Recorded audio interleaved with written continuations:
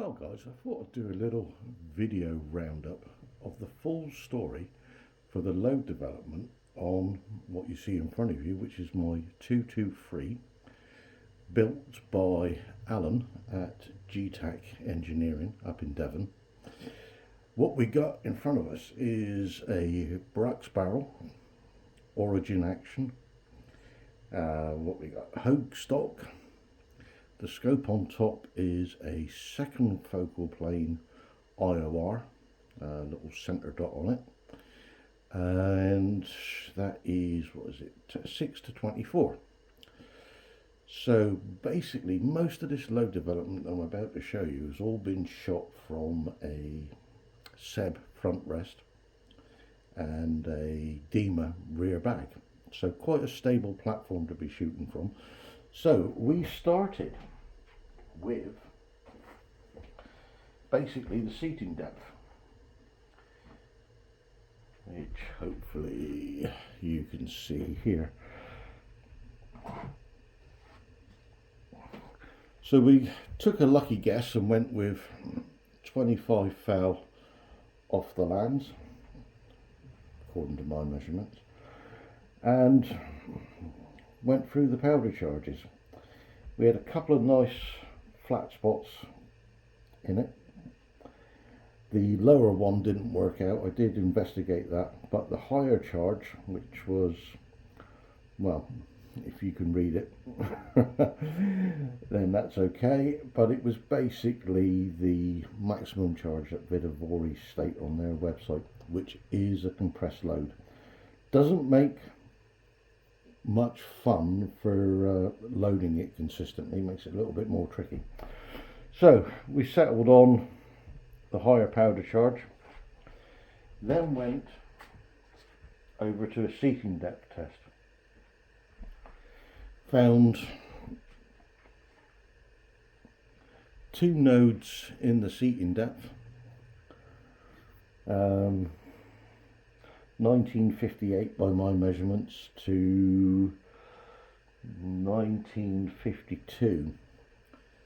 So these were all loaded later on to 1958, which gave me an overall cartridge length, now this is a bit long, of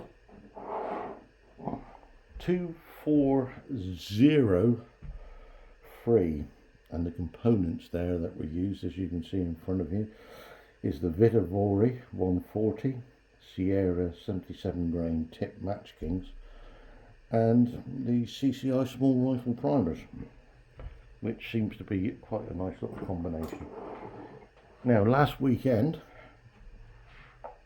this was shot at Millpool, which is our local MOD range. The weather was not the best. We had a low in the wind of 10. The steady wind was around 13 to 14 mile an hour, and gusts up to 18 from the 3 to 4 o'clock position. And this was out there shooting with a crowd of guys who shoot F-class. So this was shot on an F-class target. The little white center dot in the middle is basically half an MOA, so that would be about 1.5 inches. The cold bore on that round, which was the cold and clean, I lost 100 feet a second out of it, which was quite surprising, but it then settled down. So we had an average velocity of 2883.3, an extreme spread of 39.8, which gave me a standard deviation of 12.9. That was excluding the cold bore. Managed to score 46.2 on that one. It looks like most of it went into the 3-inch, but as I say, it was tricky winds. Then we moved back to 500 with a score of 47.4. The first shot out here was what the Kestrel told me I should have had dialed in for wind. I can't remember the exact windage on that, but I can on the 600 because I couldn't believe I had that much wind dialed in. Anyway, we had an average velocity there of 2878.8, extreme spread 36.6, and a standard deviation of 11.3, which I was quite happy with. So then, what did I score? 47.4. Then it was back to 600. And as I say, it was windy. Not the best environmental conditions. 7 degrees, steady 14-mile-an-hour wind between the gusts and the lows. So then we shot the 600. And we had 2881.2 for our average velocity.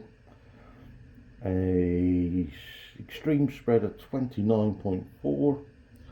and a standard deviation of 8.4. All of these targets, bar the first one, which was 11, the rest of them were all 12 shots.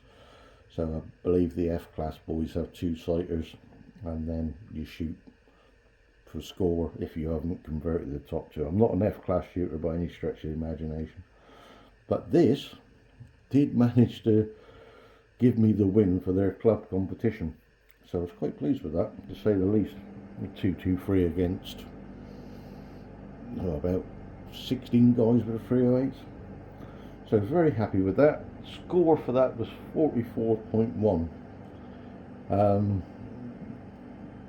Yeah, absolutely over the moon with the way the gun's shooting. Now, one thing I didn't mention, the load was developed using a Ace Ultra SL5i stainless steel can, but what I found with the easy tuner brake set to 2.5 gives me exactly the same point of impact as it does with the can on it, and shoots just as well, maybe a tiny bit better. So it was shot that day with the tuner brake on it. I'm pretty sure it would shoot with either attachment to the end of the mod, to the end of the rifle, whether it be mod or that. I mean, the mod's nice and quiet out in the fields, which mainly where this gun will be used for vermin control. Anyway guys, there we go, the final saga of the load development for the 223. Yeah, over the moon with it. Catch you later guys, cheers and gone.